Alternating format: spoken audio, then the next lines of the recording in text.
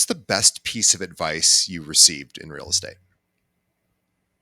I think the best piece of advice I got was from a real estate coach that I had at the time. I was probably a year into the business and I had been like hustling and grinding.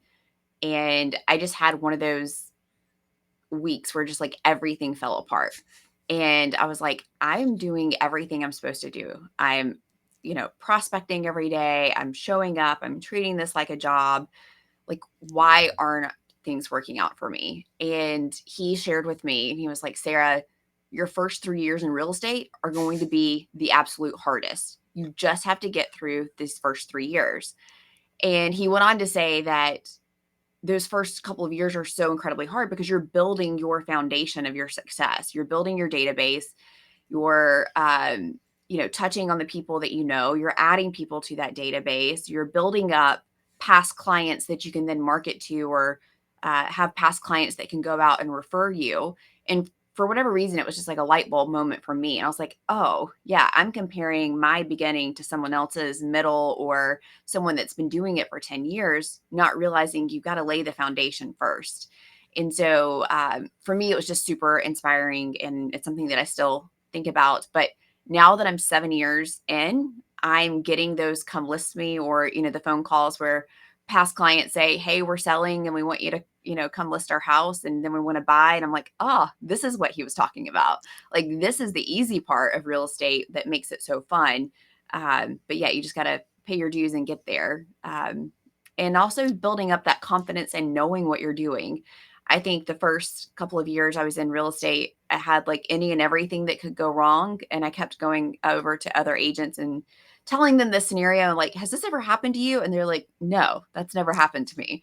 And, you just have to get those reps in and get that experience and, confidence in knowing that you can handle whatever situation comes your way.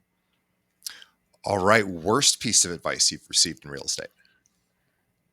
Oh gosh. Um, I think the worst piece of advice is, had I stayed in the lane of just growing my sphere and growing my database, I would have had a longer stretch of road to success. And so I wasn't from the area that I live in today, which is North Metro Atlanta. We moved here. And then, like 3 years later, I got my real estate license. Prior to that, I was a teacher. So I didn't have a strong sphere or network here in the area. And a lot of what we're told in the very beginning is, add as many people as you can. And while that's true, I don't know that I would have had as much success if I would have gone the traditional route. And so I think it's okay to try different things and experiment and find your own way forward. Well said. Sara Maslowski is my guest today. I am so excited to chat with you, Sara. You are amazing. In particular, what you've done online to get leads is truly remarkable, and our audience is going to love to hear your story. I love the fact that you moved to Atlanta, no sphere of influence. I mean, 3 years is not enough time to really build a strong, solid network, and yet you have crushed it in real estate. By the way, Sara Maslowski works Yes. for Keller One. She Keller Williams rather. She has closed. I'm going to tell you, read your bio here. It's amazing. 320 million in sales from YouTube. Sorry, 20 million in sales from YouTube in the last year alone. She has helping 30 families relocate with ease. And we're going to talk about why that relocation is so important to her YouTube channel. She's a top 100 Keller Williams agent nationwide. She built her business through consistent value-driven videos, not gimmicks or paid ads. Now she teaches agents how to do the same, turning YouTube into a powerful evergreen lead source. She's straightforward, proven, and refreshingly real, and Sara's strategy gets results. I want you all to follow Sara on Instagram at saramaslowski.com. We will have a link to that in the show notes. Sara, welcome to the show. Thank you so much for having me, DJ. I'm happy to I share am today. so excited to talk to you because what you've done is truly remarkable. I've always thought that agents have this big, huge opportunity to build an online presence. Most of them go to Instagram. or Facebook, right? And they connect with whatever their existing sphere is, if it's Facebook, or they try to create some sort of brand on Instagram. And yes, it can work. It can be done. It's a lot of trial and error. It's a lot of hard work.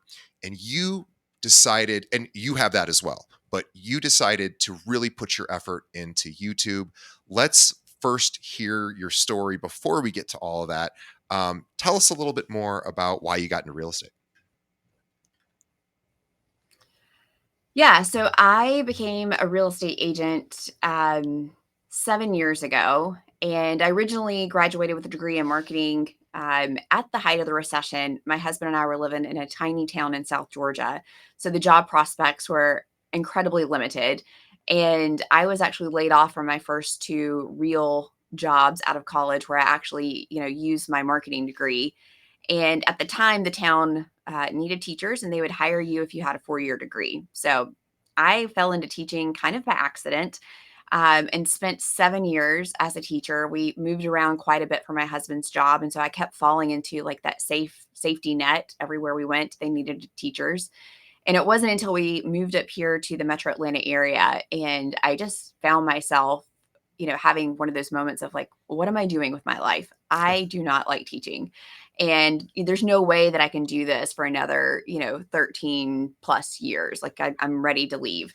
And so the job prospects back in like 2017, 2018, also were kind of bleak. I was looking at what my resume looked like, and it was mostly teaching.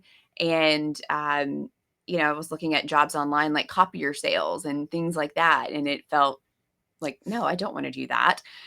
So I did some self discovery and journey, reading a lot of self help books during that time, and it was like, what's the one job that you've always wanted to do if you weren't afraid of failing?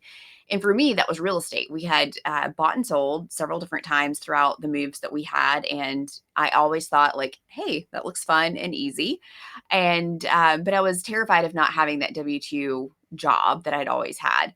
And it was after exhausting my other options that I kept coming back to real estate. And I was like, you know what? I think if I try hard enough, I can at least replace my teacher income. And then at the end of the day, I'm going to be happier for it. So I left teaching in 2018, went straight into real estate. And that's where I've been ever since. And I'm so glad I How made did that leap. you get your first client? Oh, that's a good one. So I was on a team. I had some great advice from a younger agent, or we kind of had similar paths in getting into real estate. And he was like, just join a team. And that was super helpful for me. It ended up not being the perfect fit for me team wise, but what it did is it gave me the tools to plug into that I knew, like, hey, if I had a list of people to call, if I can go host open houses, if I have something to say and get in front of people, I can convert clients. And so that first lead came from hosting an open house.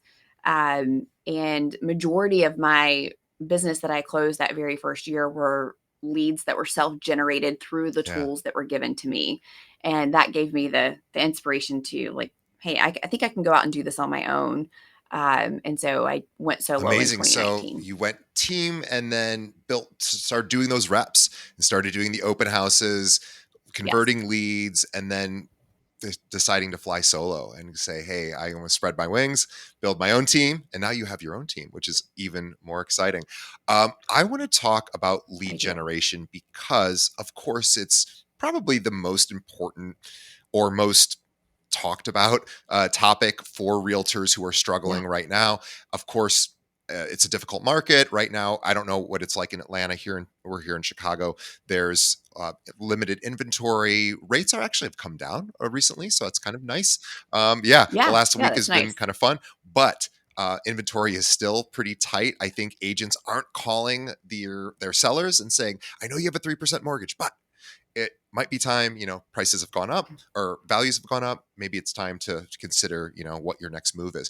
And so people aren't moving as much. And so there just isn't a ton of activity, even though it is still a strong busy season here. So I want to talk about lead gen because that's something you can really do all year round. And it's also something that you have to pretty much do all year. And you have found a really fun way to do it. in a way that I think is really helpful, because I've always thought the best way to attract people to your business is not necessarily just look at this home I just sold, look at this just listed, just sold, just went under contract. That's fine. You could post those ad or post those notifications, great, whatever. Fine. But I've thought about, what if you could answer questions for people that don't know you yet? Pe- Questions that people are searching for online, that makes you really valuable to people who are looking to move to that metro Atlanta area. And you've kind of figured that out. So tell me about your YouTube strategy. Yeah, so my journey to YouTube, like many of you that are probably listening, as a newer-ish agent into the business, I was didn't have a big sphere, so I was hustling to get business from anywhere and everywhere. I did expireds, open houses, I door knocked, cold call. I would stalk people on Facebook and Facebook groups, and if they mentioned that they wanted to move, and I was, sliding into their DMs, trying to earn their business. And I had a lot of success with that, but it was also just a very exhausting way to lead generate. I didn't specialize in any one thing. And it was in 2020, I came across a group of other real estate agents that were having success with video. Now, taking you all the way back to 2020, your only real options for video online were YouTube or Facebook. And so we didn't have Instagram reels or stories, like that just wasn't a thing back then. And I was trying to incorporate video. I was trying to show up online and be the mayor of my town and get business. And I was failing miserably. And I say miserably, I was trying. Nothing was happening. I was posting listing videos on YouTube. I was interviewing some business owners, putting that on YouTube and Facebook, and nobody was calling me. And so when I came across this group of agents that were having success, I was like, how? Show me what you're doing. Like, I don't believe it, because I'm trying all the same things and it's not working. And it wasn't until I went and looked at their YouTube channels, and then I realized, like, oh, okay, y'all have drastically different content than what I have on my YouTube channel. So again, mine had like listing videos, how to save money on your property taxes, interviewing the local business owner, and their channel was nothing but videos about their town and where they lived, and just showing off how great it is to live there, or the information that you would need to know if you were thinking about making a move there. So, like, what are the best neighborhoods? Why would someone live in this part of town versus the other part of town? If you need to commute someplace, where's the most, neighborhood friendly places for that type of commute? And it was a real light bulb moment for me. And so I was like, okay, if I can just copy what they're doing, then this seems like a much better way to success than what I was currently doing, which was just throwing videos out there and nothing was sticking. So I started doing that in the fall of 2020, just copied and duplicated what other agents were doing, and started implementing that in the fall of 2020. And I've never looked back. So it did take about 6 weeks of videos. And when I say 6 weeks of videos, the one thing that's really different about YouTube is that you only need to make one video a week. And that's all I post, is one video a week, but they are longer videos. So you're looking between 10 to 15 minutes in length is what the average video is. And I know if you're listening to this, you're thinking like, that's a really long time. And it can feel like that. But in to earnestly answer the question of essentially like what your video is answering, it does take about, 10 minutes or so worth of talking to get that information across. So it's not that long as what you think. And so I started posting that one video a week, and it was about 6 weeks later, got my first lead call. And that lead actually ended up not working out, but it was very, very instrumental, because it gave me the inspiration and the motivation to keep going, because honestly, I thought Yeah. this wasn't working. My views at the time were like in the low double digits, like a 12 views on a video, or 15 views, and you're thinking like, oh, this is, it's just the first couple of videos, it'll gain some traction. And the cool thing about YouTube videos is that you don't need a ton of views on your videos. You just need the right people to watch your videos. So you're not making, content for the masses and trying to go viral. You're just trying to talk to the people that are specifically showing interest in your town or your area that they might be thinking about Yeah, making a what move to. sometimes forget is that YouTube is the second largest search engine for, yeah. So Google's Yes. number one, YouTube's number two. So people are asking questions. I ask questions in YouTube all the time. Like I consistently ask questions in YouTube. For what I'm looking for. And so what you've done is just really amazing. You literally think about what do people want to know who are moving to this area or who live in this area and want to move to a different part of Atlanta. And you start thinking about what are those questions that they would be searching for in YouTube. I do this when I go on vacation, right? So if I'm going to, I went to Yeah. Ireland with my Yeah. father. We did like a father son trip several years ago. And, I do this everywhere I go. I go, okay, we're going to Kilkenny. What are the 10 coolest things to do in Kilkenny, while we're there, right? So those are the things Right. you want to know. And of course, we use those videos. We watch it on the way on the drive, and then we figure out what we're going to do. So it's really a pretty simple idea. Now, it's not easy to execute, and it takes consistency and dedication, and a lot of hard work. But I love this. I'm going to peel back the curtain on Sarah just slightly for a second Sure. because I asked her at the beginning because I assumed. By the way, she has 10,000 followers on YouTube. Very impressive. I don't even have 10,000 followers on YouTube. Really amazing. And maybe I should make videos of how to become a podcaster as a real estate agent. Maybe that would be well. But anyway, Yeah. Yeah. uh, what I was really impressed by is the quality of Sarah's videos. And I said, Sarah, hey, what kind of camera do you use? And she's like, oh, I use my iPhone. I love this. I love the fact that you use really pretty simple equipment and it's about the content itself. So let's talk about the quality of the content. So I think in real estate we tend to think in aesthetics, right? We tend to think of how pretty does something look, Yeah. how shiny, how beautiful, especially if it's on Instagram. We love things that look perfect. YouTube isn't quite the Right. same. So let's talk about what kind of content are you putting on YouTube and who is it geared for? Yeah. Great question. So the aesthetics of making a YouTube video, it was something that really kind of held me back for a while. So I all the YouTube creators that I would watch to get inspiration from outside of the real estate space, they would have setups kind of similar to what I have now. And for me, that was just kind of like a daunting thing because uh, we have a 1960s brick ranch house that has wood paneling.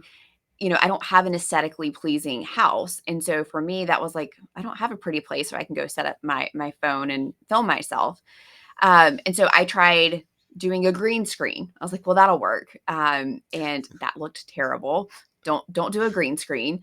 I tried filming outside, and that was also not a good fit for me because then I'm worrying about like the weather, the school bus driving by, someone blowing off their leaves in their yard, all of those things. And so it was a bunch of trial and error for me to work my way up to what I have today.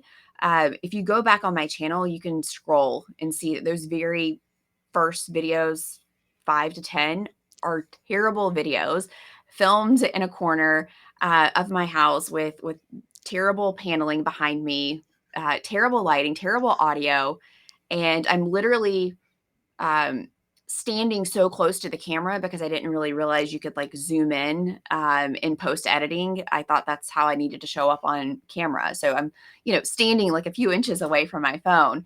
So those videos are bad. And I just want to share that to encourage you. It's going to take time. You are going to get better as you go along. However, it was those first 6 to 10 bad videos that got me those first Yeah. couple of phone calls. And the light bulb moment for me is that people don't really care about what you look like, what you sound like. They care about the content that you're providing. And DJ, you made such a great point. YouTube and Google, they're owned by the same company. Anytime someone Googles something, they're going to give them 3 video results as part of that search, even though they didn't ask for it. You're getting it. Another crazy thing that's just developed over the past couple of months is that now video results are showing up Yeah. in AI searches. And so that's a great data mine for AI engines to gather stuff. So we're starting to see YouTube videos be suggested there as well. So there's a lot of great, cross pollination of making this one piece of content, has you showing up in all kinds of areas. And that's really, really important. It's more about the content that you're providing. And so you have to think that the people that are going online and researching an area are just like you said, DJ. They've they're researching that because they've never been there before, or they're not very familiar with it. Maybe their spouse just got a job offer there, or they have aging parents in the area and they're trying to figure out, like, where do we want to live that's within a 30-minute drive of where they live. All of these things. And of course you can go read generic blog articles and things like that, but there's something so incredibly valuable to have someone say, hey, I live here, I drive around this town every single day, here's what you need to know if you're thinking about moving here. And the cool thing is that they don't want to hear just the good things. You can share bad things. You can say, like, hey, the traffic is a nightmare in this area. Great neighborhood, but you're going to be stuck at this red light for like 4 cycles before you're able to get out of the neighborhood. And people just really value that trust and authenticity that you're giving and building through providing all of this great information Yeah, for I, them. I wholeheartedly agree. Let's go through like a thought process for you for how you would create a video, because I Sure. what you do is so different Yeah. from how the way that most people create social media content. And again, most people are creating it on the more traditional social channels, Facebook, Instagram, TikTok, etc. More disposable in video. Again, they're interviewing local businesses, which Yeah. again, good idea. There's definite value to doing that. And there are agents that have tremendous success going around doing listing videos, doing, interviewing local businesses. That absolutely can work. But those videos are Sure. disposable. They come and go. They're not going to, cycle back through. Whereas what Sarah's doing is thinking of kind of building a stronger foundation, where she's actually thinking, what are some timeless questions? And maybe I'll update them from time to time. But what are some questions that really never go Yeah. away, that always need to be answered by people who, maybe even people that already live there, by the way, but predominantly by people who are moving into the area, where what decisions do they have to make, what do they not know? So let's walk through a video. How do you decide on a topic for a video?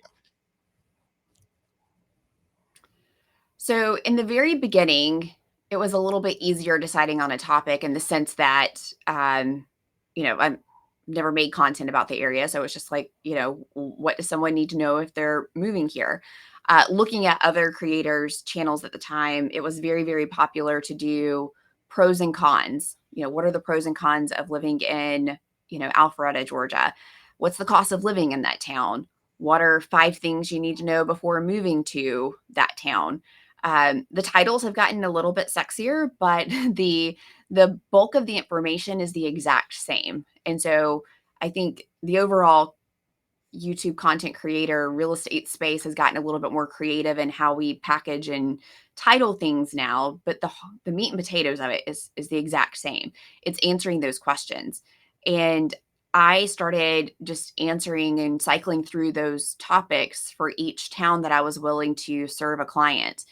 And the cool thing that started happening is that as you start having more reach outs and people talking to you, and then they start asking you questions in the buyer consult, you start realizing, oh, that's a really great question. I didn't realize like this is different from, here versus where you live.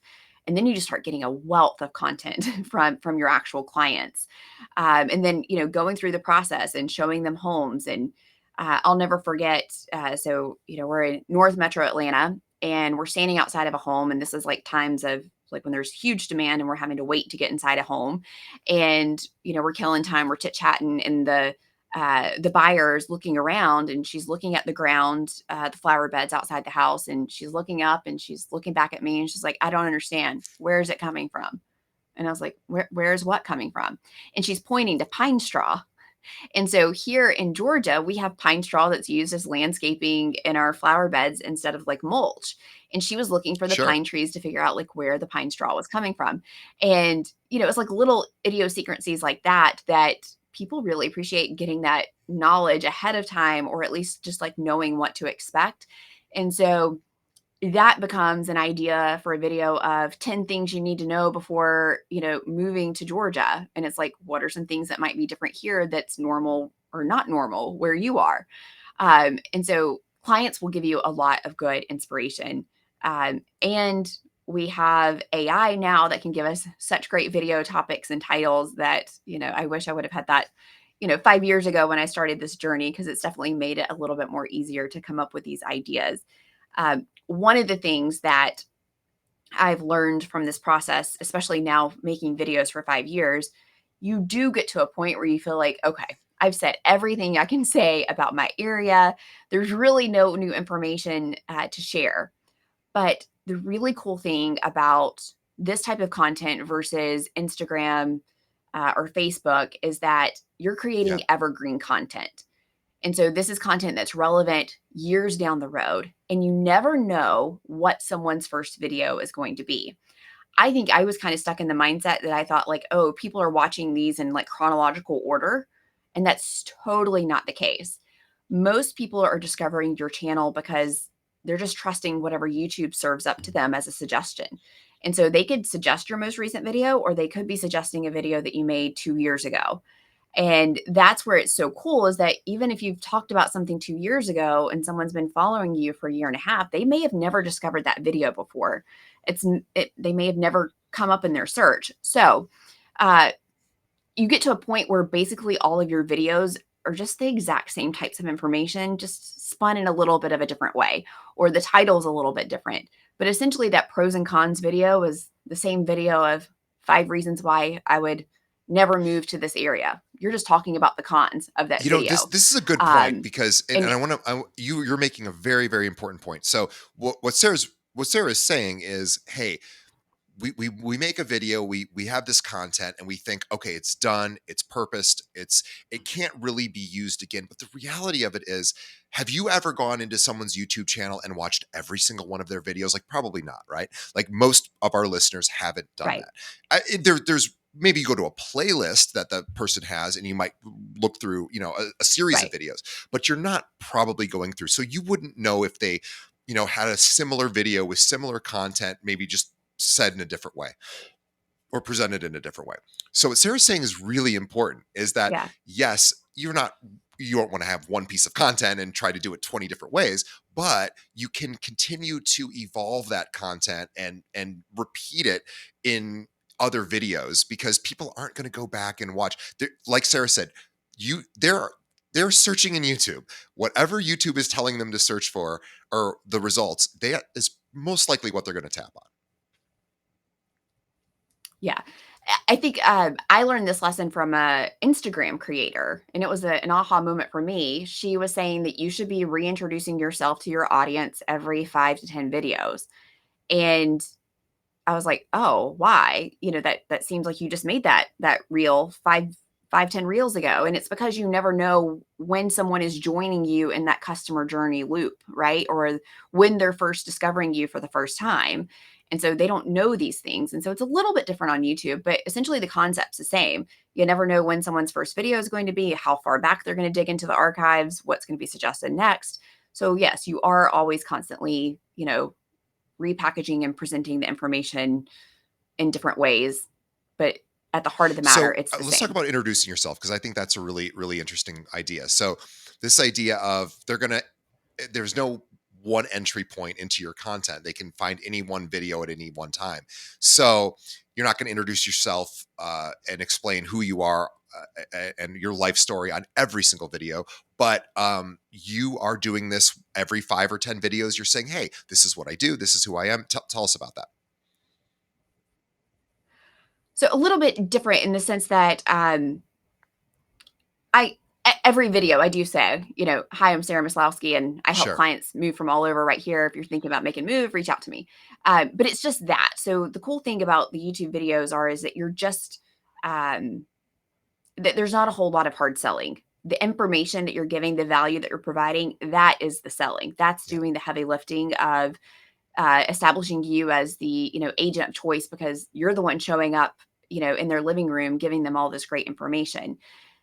The the reintroducing part that kind of shows up in YouTube is the fact that, um, as you're making video content and as you have that library of videos to pull from, if I'm making, a video on the 5 reasons why I would never live in this town, at the end of that video, I can say, "Hey, um, if this Right. town isn't the right one for you, but you're looking for something a little bit more quiet, check out this video next where I talk about, why you're going to love living in this town." And it gives them this, then something else to go click on next. And then at the end of that video, it's, for more information on this town, check out this video that I made, a year ago. And so it's giving them that content that they need, and it's creating, bingeable library of stuff, for them to watch. It's one of the main reasons why you get such exponential growth on YouTube over time, is that it just takes a while to build up Yeah. that library to start linking all of this content together. Um, but, you know, as you're making these videos, you can start referencing those old videos or those previous videos that you just made to let them know, like, hey, this isn't just the only video you have on the area. Right. You've got lots out there for them to watch, or you're going to have lots So out there for what I them to love about what watch. you're doing is you're really not promoting yourself. You are literally just talking. Like, do you? I'm curious, and I don't know the answer to this. Do you ever Yeah. say, "I want to work with you. I want to, I want to be your client. I want you to be my client. I want you to reach out to me," or are you really just going, "Hey"? Here's the answer to this particular question, the 5 reasons to live or not live in such and such. And by the way, I have this other video for this other thing. Like, tell me how it do you do any pitch at all to you being a realtor? Yeah, great question. So I do let them know at the top of the video, I'm a real estate agent, and I help people like them move to the area. I do remind them at the end of the video, I want to be your real estate agent, reach out to me. And the reason that I started doing that is I would get comments on videos where people are like, "Oh, we just love it here. We just moved and we just, bought a house."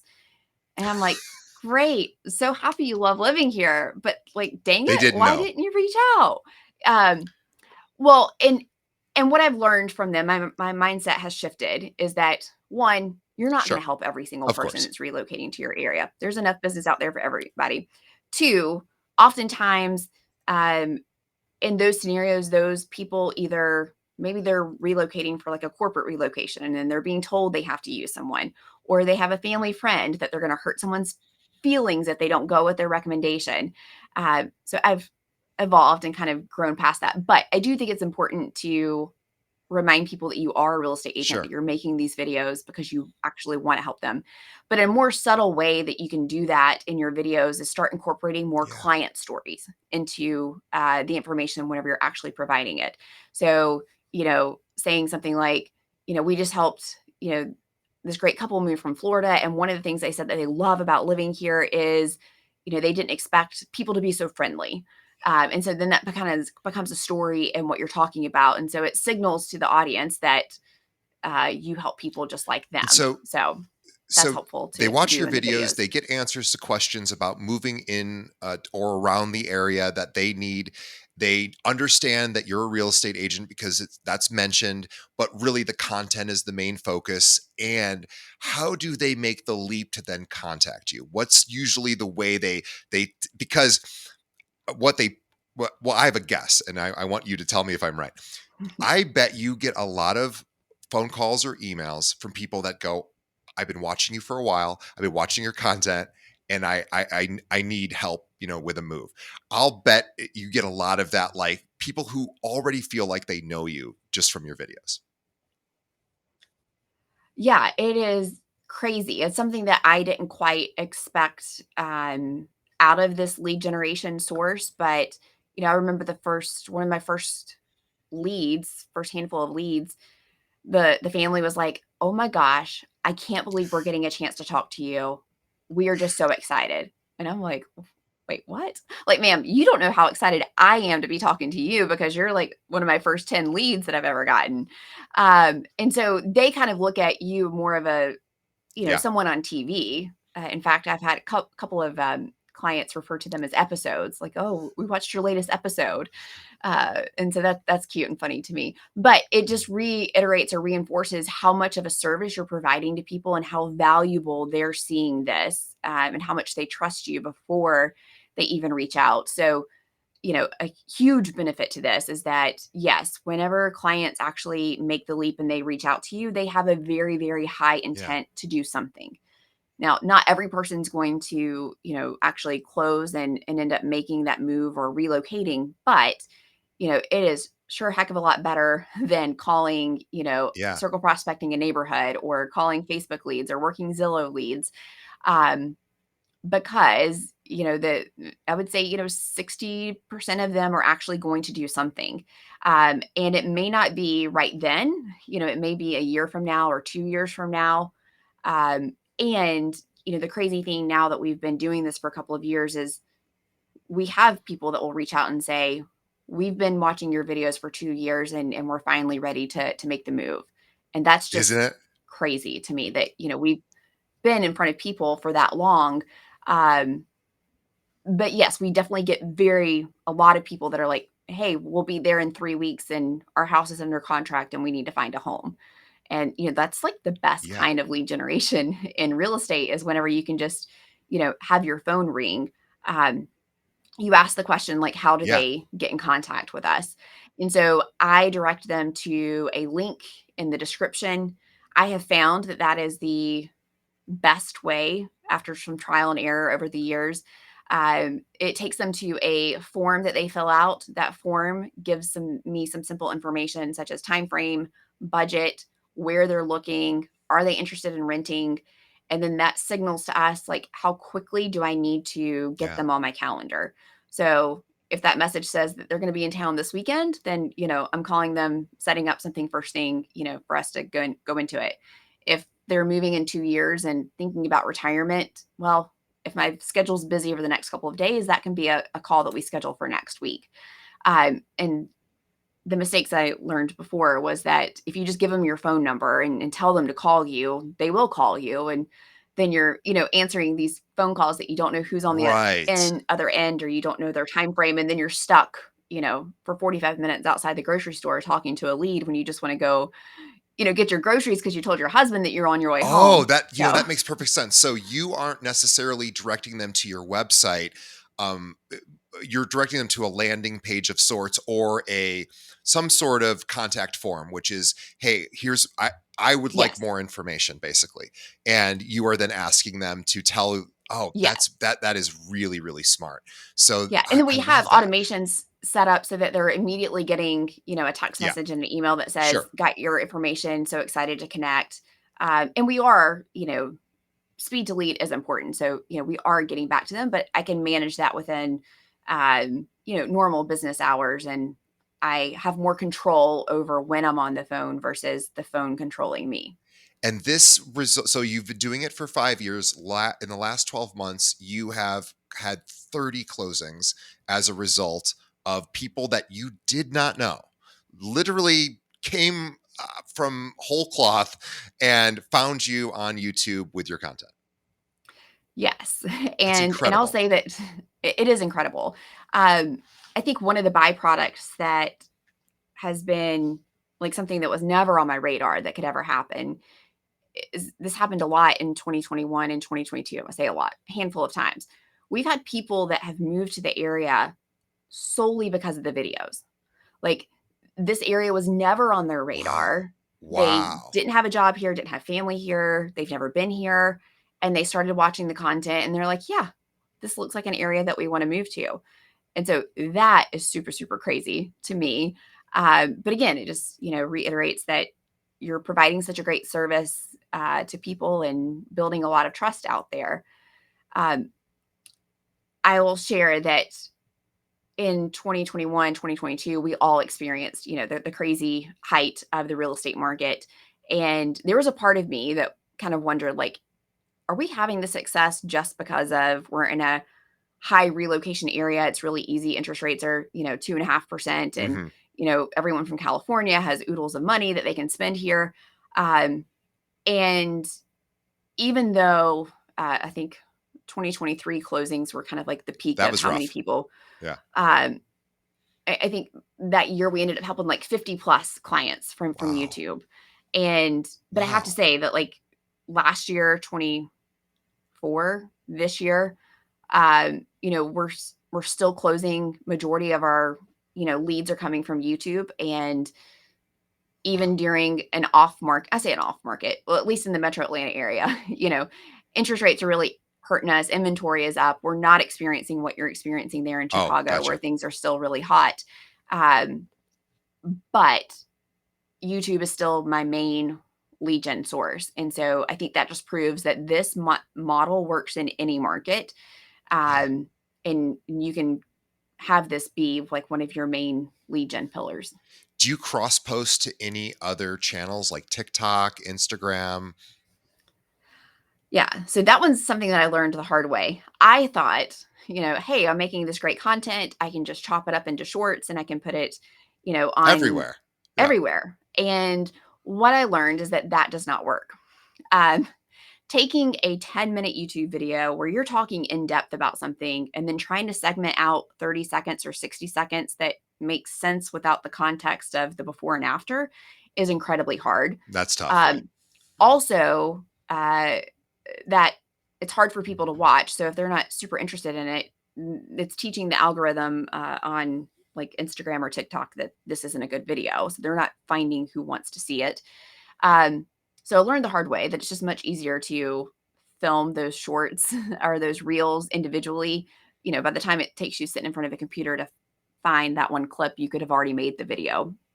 Do Um, you have so so I found that, but another thing I learned is that the way that the algorithms work on each of the platforms is wildly different. So, the really cool thing about YouTube is I don't pay for ads. I don't post my YouTube videos in other places. I'm not promoting them on Facebook or anything like that.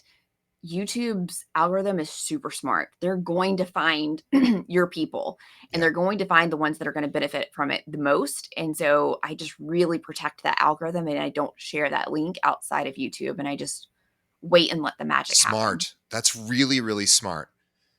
I that is a really bright. So your thing is I have the best content, not necessarily the best looking content, but I have the best information for people that are moving to Atlanta, and YouTube is going to reward me for that and is going to serve up my content to those people.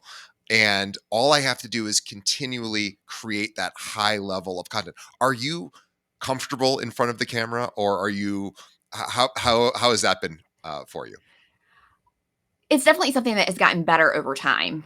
And, but still to this day, if I hear my voice or I see myself on camera, I cringe. Like, no one I don't think ever loves the way that that looks. I'm fortunate enough to be able to have an assistant that can watch the videos and go back and forth with the editor to get it right. And so I'm not having to watch myself. Um, and I just think that if you're waiting for for you to feel confident on camera, if you're waiting for you to feel like you like the way that you look or sound on camera, if you're waiting for your background to be pretty and all the right things to be in the right order, you're never going to execute on this. And it's just like one of those things where you just have to fail forward. If I go back and watch those first 20 videos I made, they're not good, but you're just naturally going to get better as you go. And in the beginning, when I saw these other agents having success, one of the things that really motivated me was that a lot of them were not that good. Like I would watch their videos and be like, really? Like this is like you're kind of Yeah. boring. Or this is like a really bad quality. But that gave me a huge inspiration. And I was like, oh, you don't have to be this on camera news anchor or HGTV host. You just have to show up, be yourself, share some real information, and just keep doing it. And people are going to reach out to you. So that was super helpful for me in the beginning to get going. And we should also mention that you are working on a course for agents. So tell us a little bit about that. Yes. So over 5 years, I've learned quite a bit of failures and things that work and things that don't work. And although this process seems kind of easy, there's a lot of nuances and find details in the back end that help quite a bit. So I've taken everything that I've learned. I did a pilot course earlier this year. Now I have kind of like a 2.0 version coming out in October, that has a little bit more extended support so that after you get all this really great information, you have some additional support for the next 12 months of actually executing and getting the videos out there. So that starts in October. If you're interested in learning more, follow me on Instagram and I'll share. But yeah, I'm super excited about that because by far this is the biggest return on investment lead gen strategy that you can do outside of my time and outside of the editor that I pay for. That's the only, you know, investment that I have outside of a couple $100s in equipment. And you can do all this every single month for less than two Zillow leads when it comes to, the actual leverage that you have to put into getting a video made. And the content lives forever. Yes. Yes. So it's working while you are sleeping. And yeah, it's just amazing how many people will watch your videos. And there's no platform on earth that I could ever, get tens of thousands of people to watch content of me talking about where I'm living. So Yeah. yeah, it's just wild. I love that. Sara Maslowski is where you find her on Instagram. We will have a link to that in the show notes. She has a course to help you develop your own YouTube channel and become the Sara Maslowski of your local area on YouTube. So that is coming, and we will definitely be talking more about that on here on the podcast when Sara is ready to launch. For now, go check out her channel, which is Moving to Atlanta. We'll have a link to that. Look at the content she's creating. She did a rinse and repeat from what she found other agents doing, and you can do the same. And then you can learn from Sara directly once she launches her course. Sara, I want to thank you for your time today. Yeah, thank This is you. amazing.